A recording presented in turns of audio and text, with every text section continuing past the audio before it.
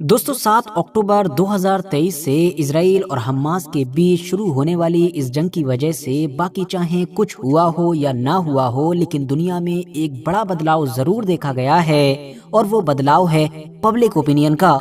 Public opinion यानी लोगों की राय पूरी तरीके से बदल चुकी है। मुस्लिम वर्ल्ड को तो भूल ही जाइए, बल्कि यूरोप और अमेरिका के भी जो बड़े बड़े मशहूर देश हैं जैसे कि वॉशिंगटन, न्यूयॉर्क, लंदन, पेरिस, इन सभी में इतने बड़े बड़े लेवल के फिलिस्तीन की सपोर्ट में प्रोटेस्ट देखे गए कि जिस तरह के मुस्लिम दुनिया में भी कहीं पर नजर नहीं आए। और इसकी सिर्फ एक ही वजह है और वो ये है कि खुद वेस्टर्न मीडिया लगातार बताता आ रहा है कि इस जंग की वजह से यूरोप और अमेरिका की जो नई जनरेशन है, मतलब वो लोग कि जो 1990 या 2000 के दौर तक पैदा हुए हैं, उन लोगों की राय बदल चुकी है, उन लोगों का ओपिनियन चेंज हो चुका है। इस जनरेशन के ज्यादातर लोग पुरानी जनरेशन से उलट इजराइल की बजाय फिलिस्तीन को सपोर्ट कर रहे हैं। और ऐसा शायद इसलिए है क्योंकि ये लोग सोशल मीडिया का इस्तेमाल करते हैं, जबकि पहले की सभी जंगों में, पहले के सभी कॉन्फ्लिक्ट्स में सोशल मीडिया नहीं होता था, तो मीडिया के जरिए से लोग वही देख पाते थे कि जो ताकतवर लोग दिखाना चाहते थे। मगर दोस्तों यहाँ पर एक और भी ऐसी चीज है कि जिसको इन तमाम चीजों का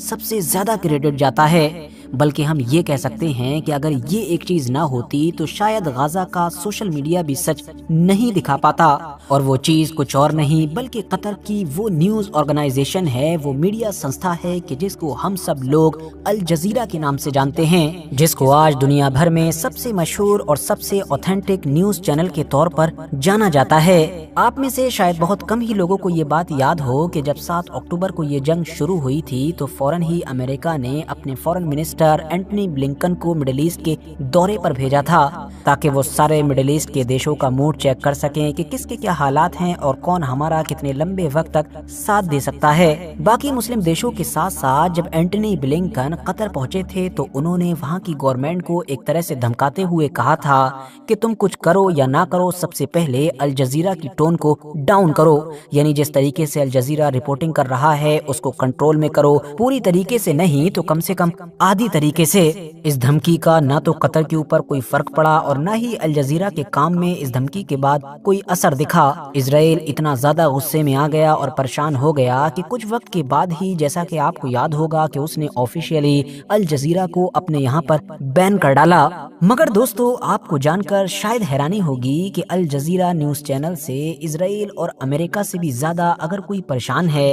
या ये कहें कि अल जजीरा न्यूज चैनल का इन दोनों से भी पहले से कोई बड़ा दुश्मन है, तो वो अरब दुनिया में ही सऊदी अरबिया, यूएई और बहरीन जैसे मुस्लिम देश हैं। अब आखिर इन मुस्लिम देशों की अल जजीरा के साथ ऐसी क्या दुश्मनी है? आखिर क्यों ये कई बार अपनी एड़ी चोटी का जोर लगा चुके हैं इस न्यूज चैनल को बंद करवाने के लिए? ये सारी चीजें तो हम आगे जानेंगे ही। उससे पहले ये भी जानेंगे कि आखिर अल जजीरा कब कैसे बना था, किसने इसको शुरू किया था और कैसे इतने कम वक्त में ही ये इतना ज्यादा पॉपुलर और ऑथेंटिक हो गया है कि आज के दौर में तो माना जाता है ये किसी भी देश के अंदर बड़ी ही आसानी के साथ सरकारें बनवा और गिरवा भी सकता है। वीडियो में आगे बढ़े उससे पहले मैं आप लोगों से ये रिक्वेस्ट भी जरूर करना चाहूंगा कि अगर अभी तक आप लोगों ने मेरा सेकंड चैनल के जिस पर मैं न्यूज और मेनली इजराइल और फिलिस्तीन के मैटर को कवर करता हूं उसको सब्सक्राइब नहीं किया है तो जरूर सब्सक्राइब करें। डिस्क्रिप्शन और कमेंट्स बॉक्स में लिंक मिल जाएगा। बाकी यूट्यूब पर साजिद ज़ुहैब लिखकर भी सर्च कर सकते हैं। मुद्दे पर वापस आए तो अल जजीरा की शुरुआत 1 नवंबर 1996 जुमे के दिन कतर की राजधानी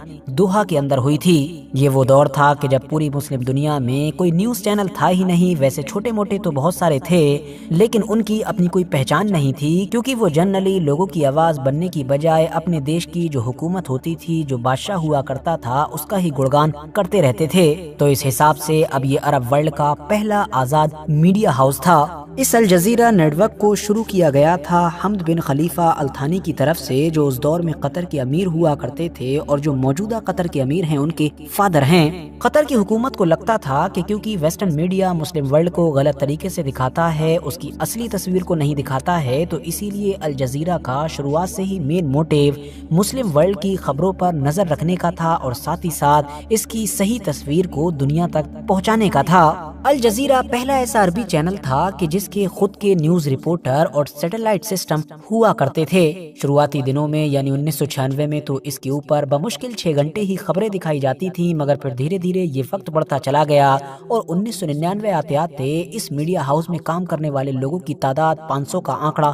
پار کر چکی تھی۔ الجزیرہ سے پہلے عرب دنیا میں صرف BBC کا ہی عربی نیوز چینل ہوا کرتا تھا جس کو لوگ دیکھا کرتے تھے، اور وہ بھی کہیں نہ کہیں یورپین یعنی ویسٹرن موٹیوز کی طرف جھکا ہوا ہوتا تھا۔ اسی لیے جیسے ہی الجزیرہ کی انٹری ہوئی تو بہت کم وقت کے اندر ہی اس نے پورے ہی عربی میڈیا بازار پر قبضہ کر لیا۔ 2001 آتے آتے تو الجزیرہ کو پوری دنیا میں ہی ایک نئی اور بڑی پہچان مل چکی تھی۔ یورپ اور امریکہ میں الجزیرہ کی طرف سے اپنی خبروں کو باقاعدہ بیچا جاتا تھا۔ وہ ایک یونیک چیز کہ جس نے اس دور میں الجزیرہ کو سب سے الگ بنایا وہ یہ تھا کہ الجزیرہ کسی بھی معاملے میں دونوں پارٹیز کو مائک دیا کرتا تھا۔ مطلب ہوتا یہ تھا کہ جیسا کہ ہم سبھی جانتے ہیں کہ جب بھی امریکہ اور ویسٹرن ورلڈ کسی بھی دیش پر کسی بھی انسان پر حملہ کرتے ہیں، اس سے جنگ کرتے ہیں، تو ظاہر ہے اس کو آتنکوادی گھوشت کرتے ہیں، اس کو ولن دکھاتے ہیں، اب وہ چاہے ولن ہو یا پھر نہ ہو، چاہے وہ عراق میں صدام حسین پر حملہ کرنا ہو یا پھر افغانستان میں طالبان کے خلاف جنگ کرنا ہو،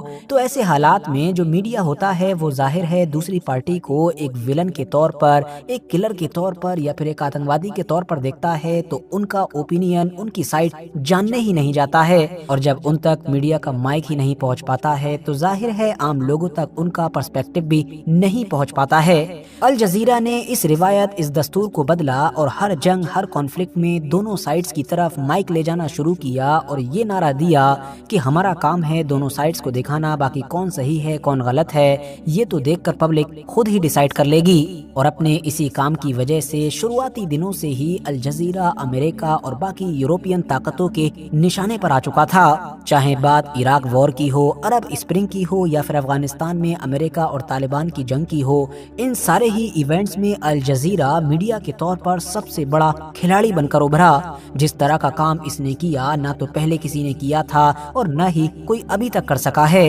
الجزیرہ کے بارے میں یہ بھی کہا جاتا ہے کہ جہاں پر کوئی نہیں پہنچتا ہے وہاں پر الجزیرہ پہنچتا ہے، اور ایسا اس لیے کہا جاتا ہے کیونکہ گراؤنڈ رپورٹ کے معاملے میں الجزیرہ کو اسپیشل مانا جاتا ہے۔ دنیا کی تمام جنگوں پر اگر آپ لوگ نظر ڈالیں گے تو جس طرح کی رسکی اور خطرناک کنڈیشنز میں الجزیرہ کے جرنلسٹ رپورٹنگ کرتے ہیں، اس طرح کی مثال کسی دوسرے میڈیا ہاؤس، کسی دوسرے میڈیا نیوز چینل میں نظر نہیں آتی ہے۔ آپ کو جان کر شاید حیرانی ہو کہ موجودہ وقت میں غزہ کے اندر بھی جو جنگ چل رہی ہے، وہاں سے جتنی بھی ویڈیوز، جتنی بھی خبریں، جتنے بھی فوٹوز نکل کر آتے ہیں وہ 80% کے قریب الجزیرہ کے رپورٹر ہی بھیج رہے ہوتے ہیں۔ اب جہاں تک معاملہ اس بات کا ہے کہ آخر الجزیرہ کے رشتے سعودی عربیہ اور UAE جیسی گلف کنٹریز کے ساتھ خراب اور کڑوے کیوں ہیں،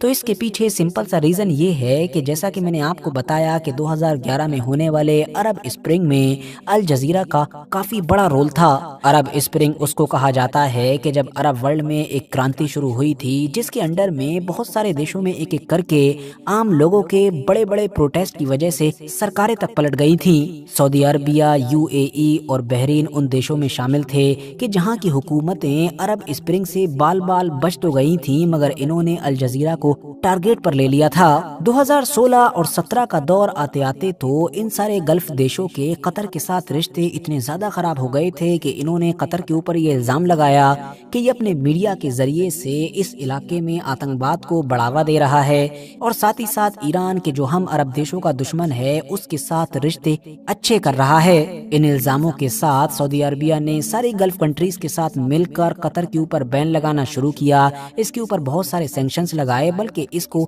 الگ تھلگ کر ڈالا، اور پھر بعد میں جب ایک بار پھر سے ان لوگوں کے بیچ رشتے نارمل کرانے کے لیے ڈیل وغیرہ شروع ہوئی تو سعودی عربیہ اور UAE کی طرف سے قطر کے سامنے رشتے نارمل کرنے کے لیے جو چند شرطیں رکھی گئی تھیں ان میں سب سے پہلی شرط ہی یہ تھی کہ سب سے پہلے تم الجزیرہ کو بند کرو، یعنی الجزیرہ میڈیا ہاؤس کو ہمیشہ ہمیشہ کے لیے تالا لگا دو۔ اس کے علاوہ قطر میں موجود ٹرکی کے ملٹری بیس کو بند کرنے اور ایران کے ساتھ رشتوں کو ختم کرنے کی ڈیمانڈ بھی رکھی گئی تھی۔ قطر کی طرف سے الجزیرہ کو بند کرنے کی ڈیمانڈ کو فوراً ٹھکرا دیا گیا۔ فی الحال ان لوگوں کے بیچ امریکہ اور کویت کے ذریعے سے 2021 میں پھر ڈیل ہو گئی تھی، جس کے تحت ایک بار پھر سے قطر اور سعودی عربیہ کے رشتے نارمل ہو گئے تھے۔ لیکن الجزیرہ آج بھی چل رہا ہے، اور ویسے بھی قطر الجزیرہ کو بند کرنے کے بارے میں کیسے سوچ سکتا ہے، کیونکہ الجزیرہ نے ہی تو قطر کو سافٹ پاور دلوائی ہے۔ آج قطر دنیا میں جو کچھ بھی ہے، جو اس کی پہچان ہے،